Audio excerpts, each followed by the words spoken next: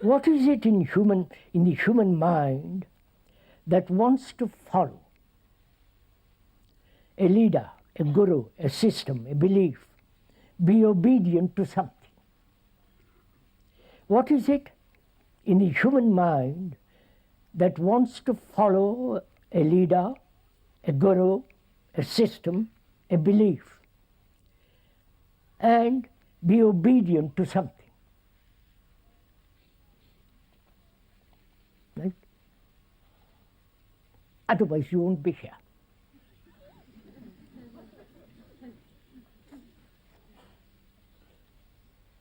Nor I. The question is asking, why is it that human beings,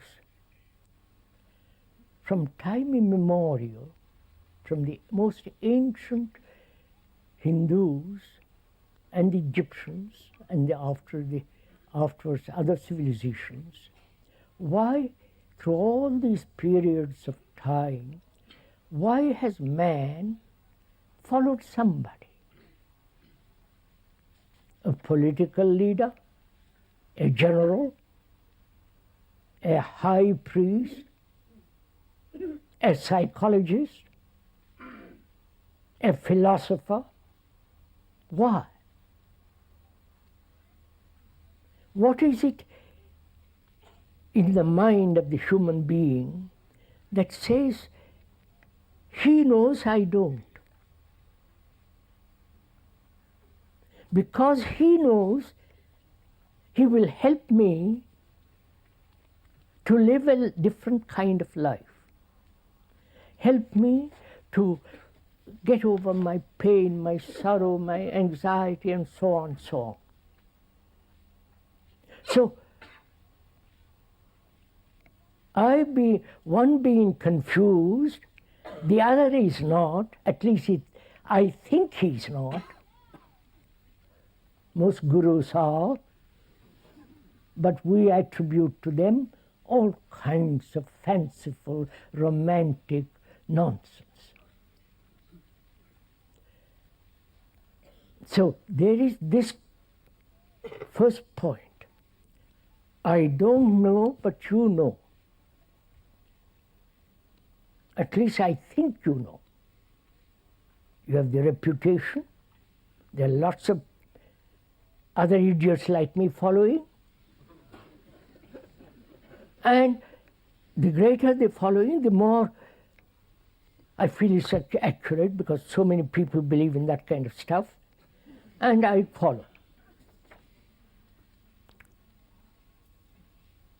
That's one thing. Also, the leader, political, religious, as the gurus, and so on, they have assumed certain authority, whether it's logical, reasonable, sane, or illusory. They have assumed certain authority. They have received from the guru, superior guru, the rest of it. Apostolic succession, and also the similar thing in Sanskrit in India. This is an old game played by all the priests in the world, the leaders. So that is the question. Question is, why human beings follow another? Let's inquire into it.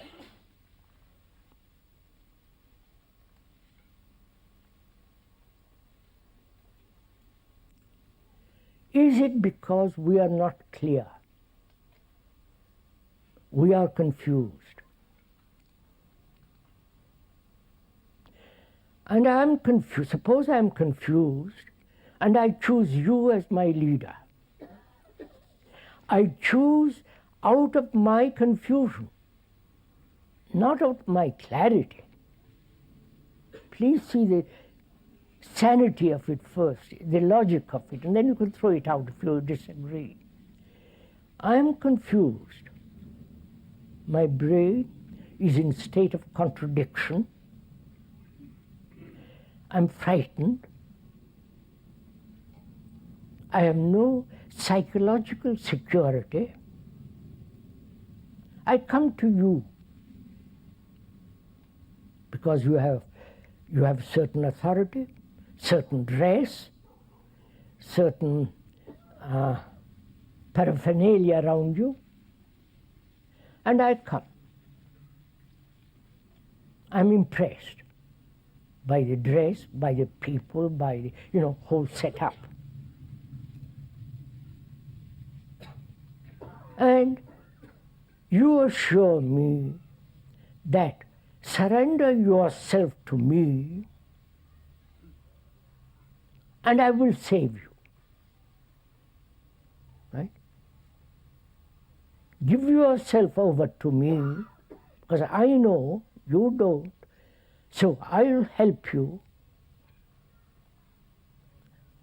And I'm only too willing and gullible because I want comfort, I want some security, I want some hope somewhere on whom I can depend, in whom I have trust,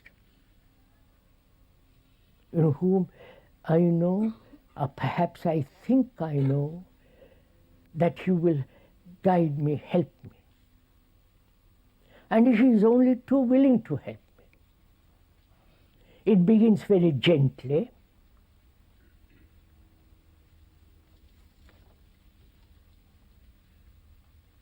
There is the inner circle, the outer circle, and the outer and outer circles. And gradually, that help becomes dependence. And I depend on my guru, on my priest, on my leader, the political leader of all the various countries. I don't know why we are slaves to the politicians all over the world. I don't know if you have been inquired into it. We have elected them, or they have assumed power in the totalitarian states, and they put their thumb on you, and for the rest of your life you are stuck. Or in the democratic world, it's every 5 years, 7 years, you change. But it is the same. You elect them out of your confusion, and there they are. They are confused. The game is played. Every 7 years or 5 years, this goes on. And it happens the same thing with the gurus. I don't like that guru, but I like the other one.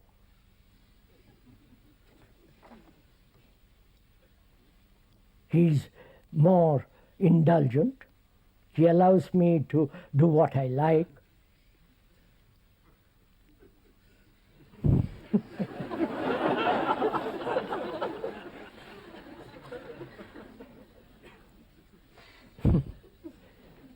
You know, many gurus have come to see the speaker at many times.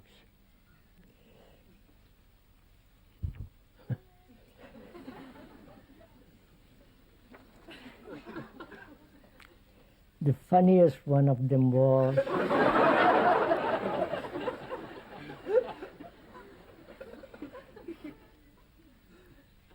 he had been in that particular country for many years, and he came to see me with all the robes and beads and all the rest of it. And he said, he saluted me most respectfully because he assumed I was the guru of gurus. And he said, "Sir, I have been in this country for many years. I have talked all over the different parts of this country. I have a large number of followers, but I've run out of ideas."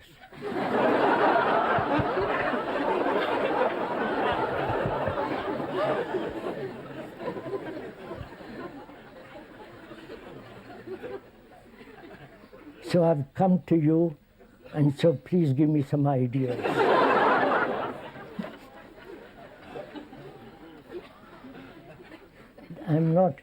We're not joking, but this was an actual fact.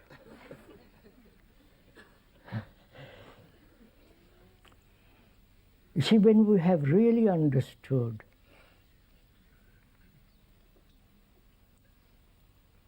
why we follow, why a guru assumes authority, why he demands so many things, or allows another follower to throw off his inhibitions, doing what they like, sex, the whole performance, ugliness of all that, I naturally feel that there is somebody whom will help me. So why do I ask help of another? That's the real point. Apart from joking about all this is a very serious problem, because they are multiplying, these gurus, with enormous wealth. Think of a religious man having enormous wealth and property, millions and millions of dollars, thousands of acres, hundreds and thousands of followers. What is wrong to allow such a thing to happen in a world that is already so utterly destructive, so degenerating, to allow the so-called religious people, who are really not religious, to acquire such wealth, such power. And because they have enormous amount of money, they bribe, you follow? They slip through all the regulations and rules. So, why do we allow all this? Why do we allow terrorism, for example, which is spreading? And is it because we are slack,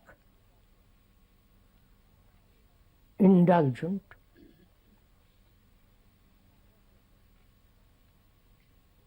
what does it matter? Indifference? Or do we really want to find somebody to help you? Some honest man, not a guru. They merely repeat over and over. You've seen all this. Look, says, I'm not attacking anybody personally. I hope, please, I wouldn't do that. But I have, during all these over 60 years, I've watched this. One cult after another, one guru after another. More and more wealth accumulated. Private planes, and they're all religious people. So the world has gone mad, and we are helping these people to go still madder. So we come back to this question, why do I want help from another? If I am physically sick, I go to a doctor.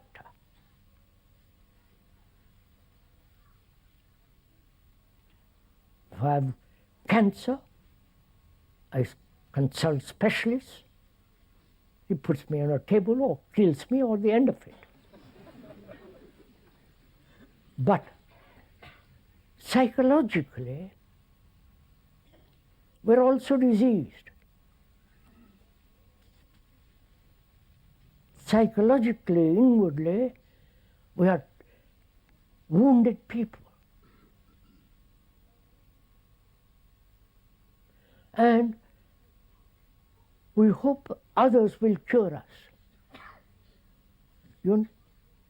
And this has been the story of mankind. from the ancient civilizations, from the Sumerians and so on, till now, we are still doing the same. We are psychologically unhealthy. And we are depending on another to cure us. And we have not been cured. That's the first thing to realize.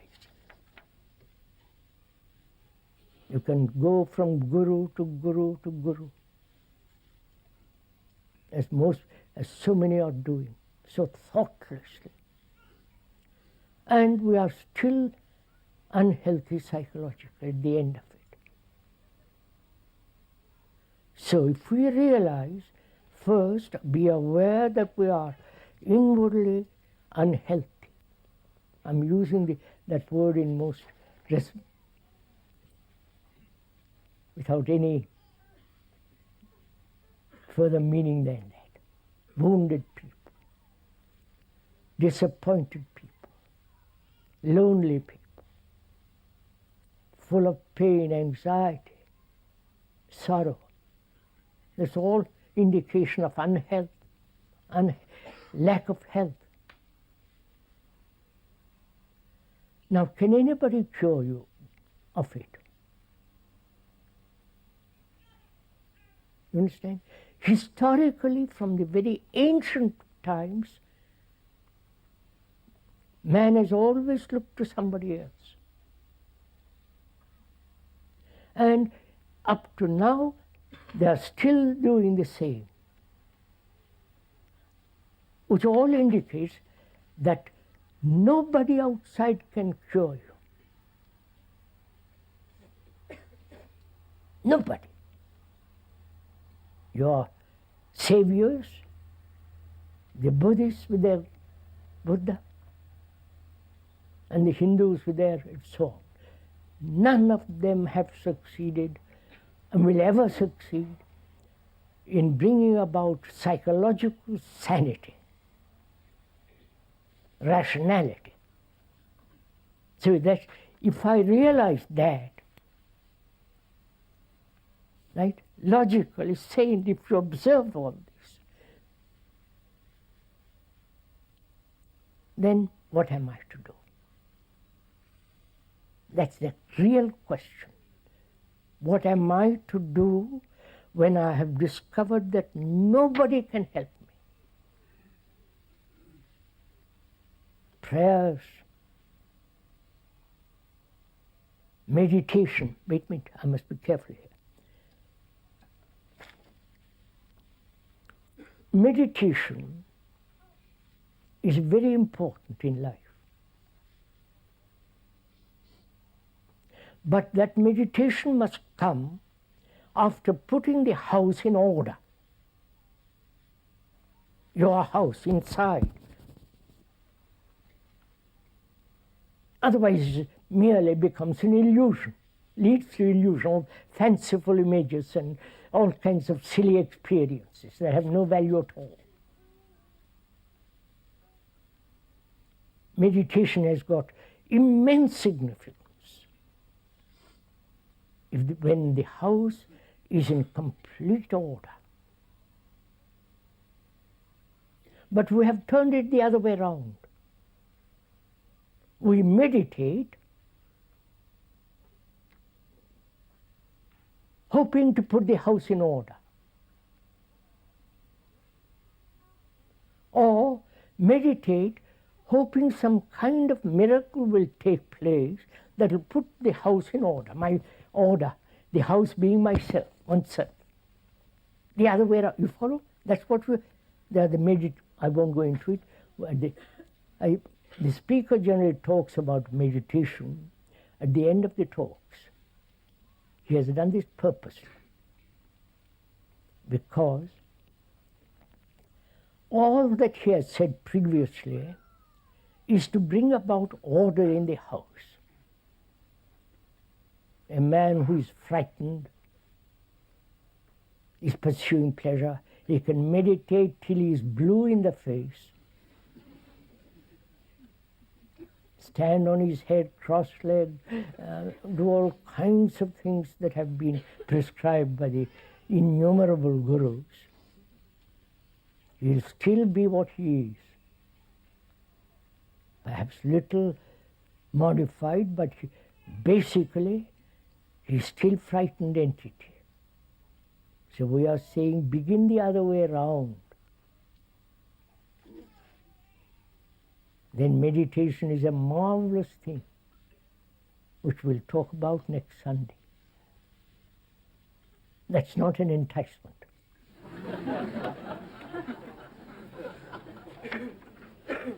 So, if I cannot depend on anybody to heal my wounds, my state of psychological health, I have to look to myself. I cannot depend on anybody. Right? Or when I say that, am I frightened? Please inquire with me into this question.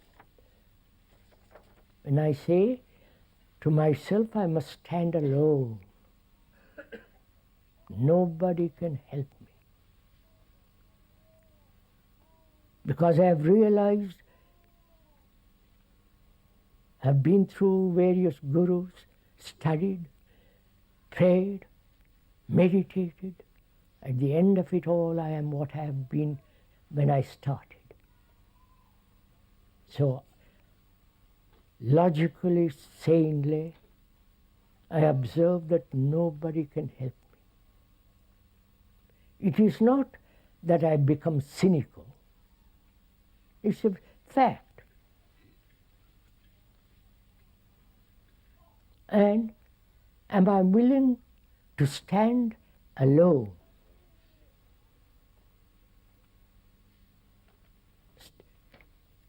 I need companionship. I need to talk to somebody.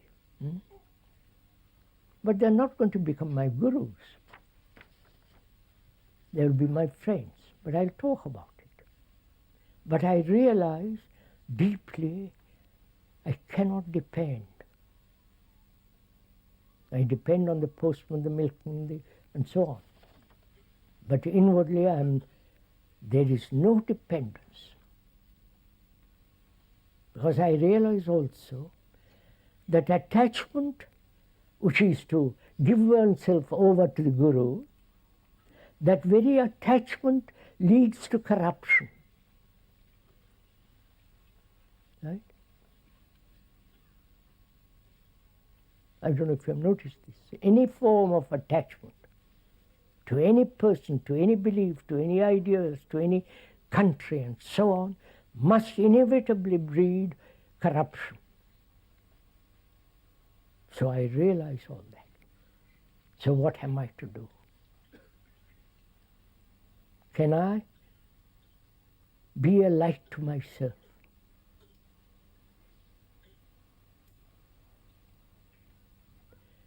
I am not a light to myself now. I am a confused entity, which are talking to that. I personally am not. We're talking about it together. I am a confused entity. And you tell me, be a light to yourself. I understand that very well, logically, intellectually, but I am not light to myself, because I am terribly confused, deeply wounded, unhealthy psychologically. I am unbalanced, neurotic, romantic, sentimental. So I take all that in. I am all that. So what am I to do? To study myself, I must have a book about myself. And you are willing to give me that book. You see? And I refuse that book. Because what you write is myself. You are writing out of your confusion, like most psychiatrists. Sorry, down to you. So I have to have a mirror in which I can see myself. I hope you're following all this. We are talking together. We are investigating the question. I have to have a mirror in which I can see exactly what's going on.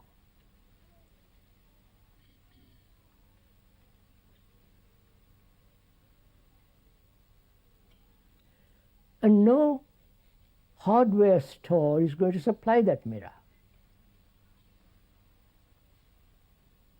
No shop, no good. You follow? I've pushed aside all that. So I must have a mirror in which I see myself accurately, without any distortion. What is that mirror?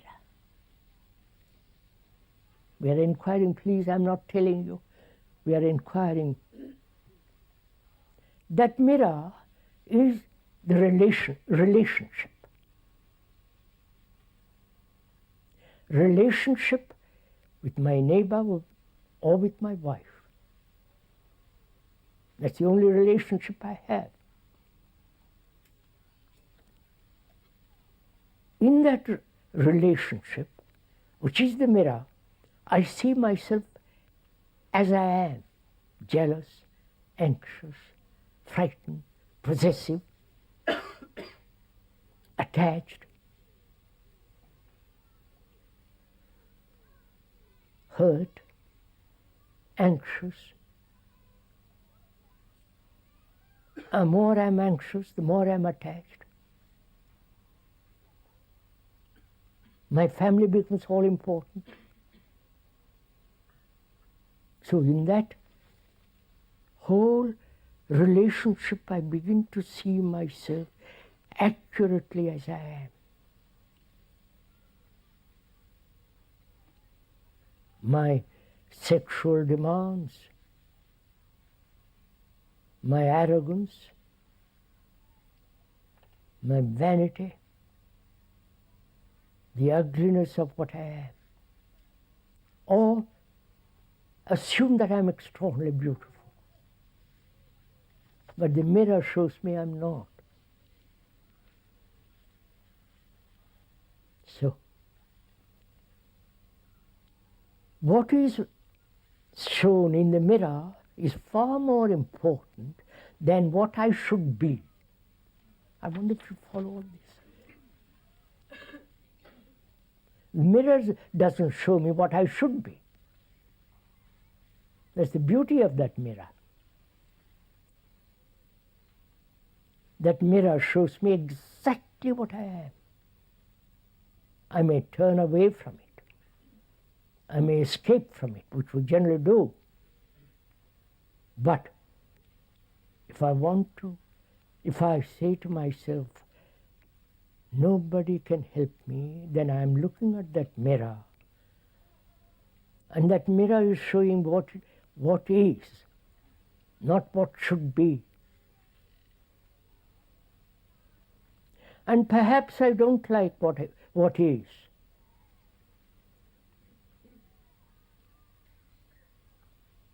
And the psychologists and others say, express yourself as you are, immediately. And again I depend. So I'm all the time aware that people are trying to brainwash me according to their own pattern, and I refuse.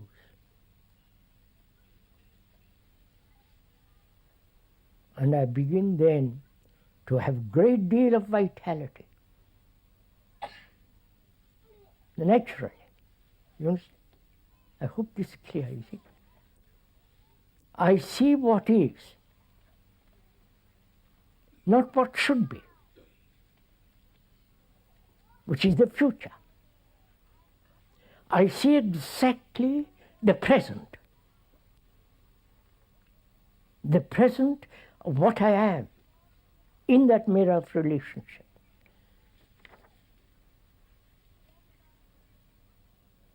That what I see is me. I am not different from what is shown there. I don't know if you follow all this carefully. That which is seen is me. I am not different from that. That is clear, obviously. But my thought says, no, I am different from that. I won't accept that.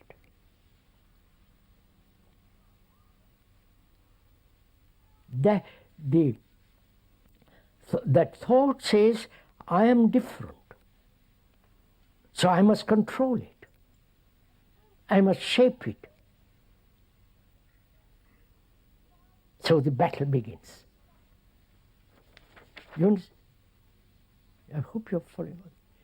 The battle begins, the struggle, the conflict, all the travail that goes on, when I refuse to acknowledge actually what is shown in the mirror.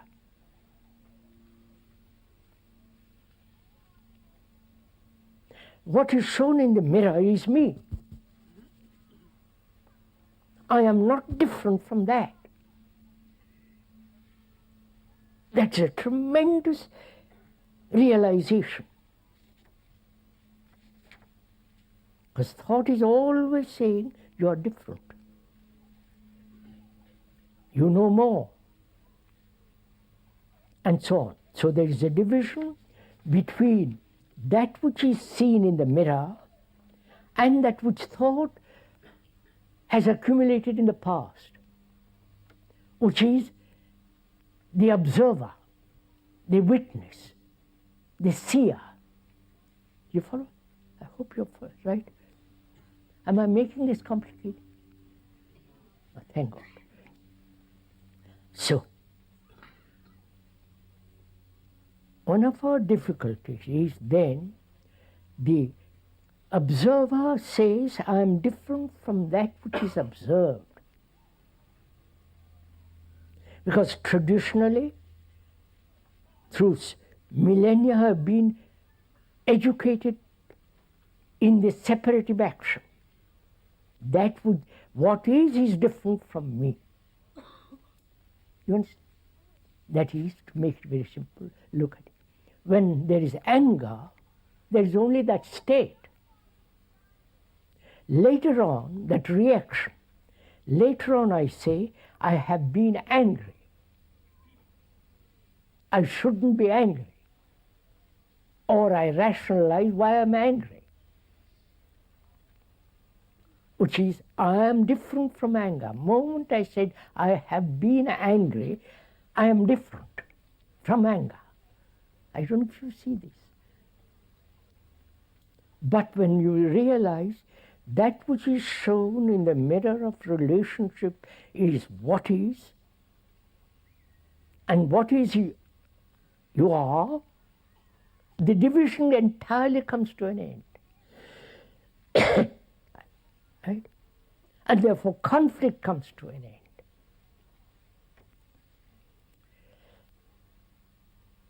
Are we following?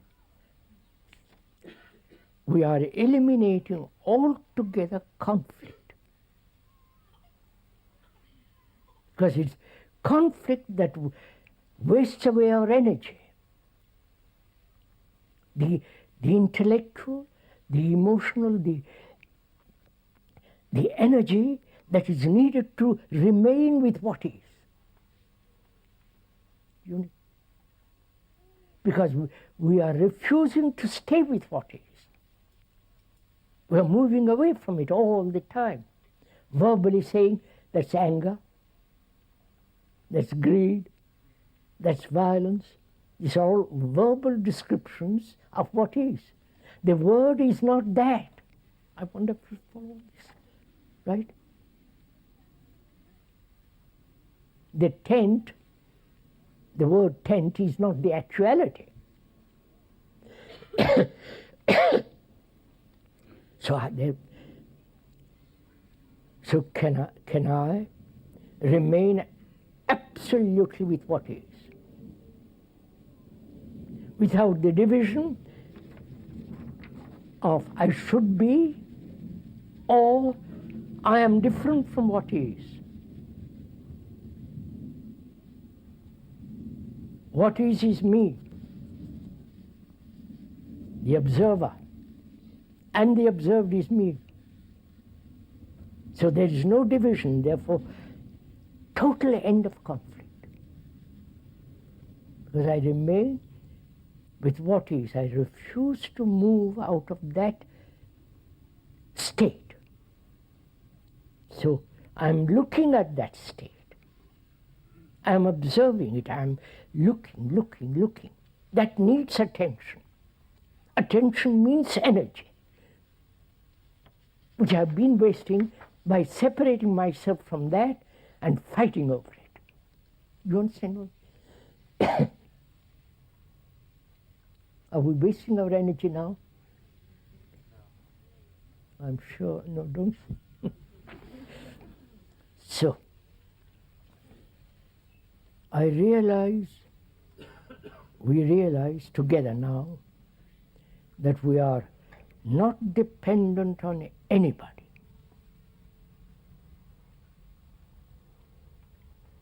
That means no saviors, no symbols, nothing. We are dealing with only what is, which is my whole wounded psyche. That wounded psyche cannot be helped by or cured by another. When I realize that most in my depth of my being, then mirror becomes all important. Relationship. Then relationship has an extraordinary vitality.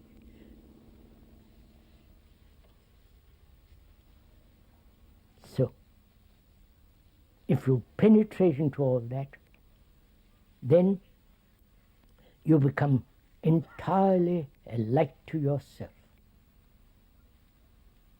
When there is a light to yourself, experiences are not necessary.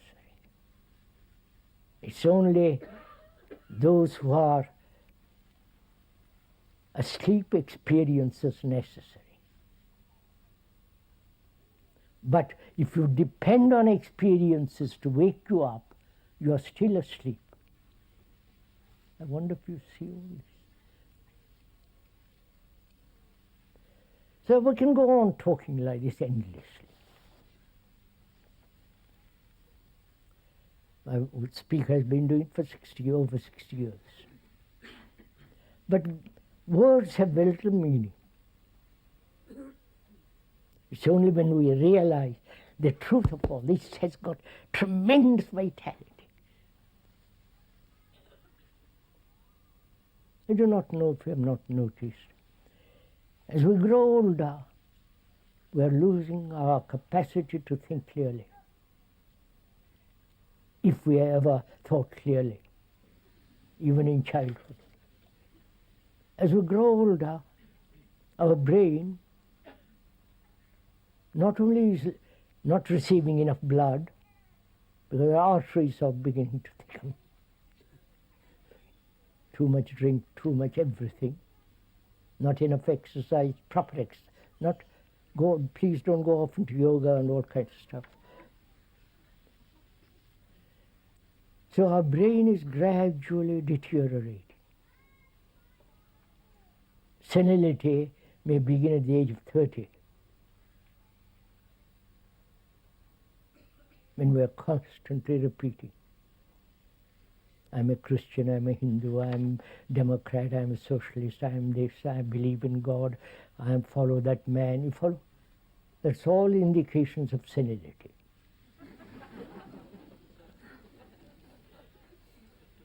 Please don't laugh it away. But it's a fact. When we are caught in a routine, psychologically, think of a man spending, or a woman, for 50 years every morning going to the office. Think it out.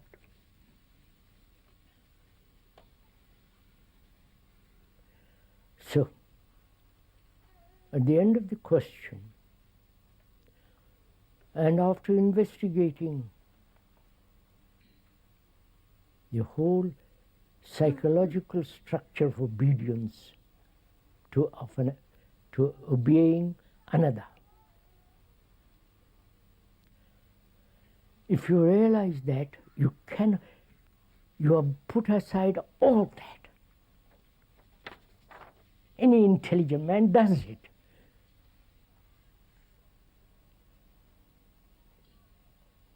Then only you become a light to yourself, and perhaps in that light, various other things can take place.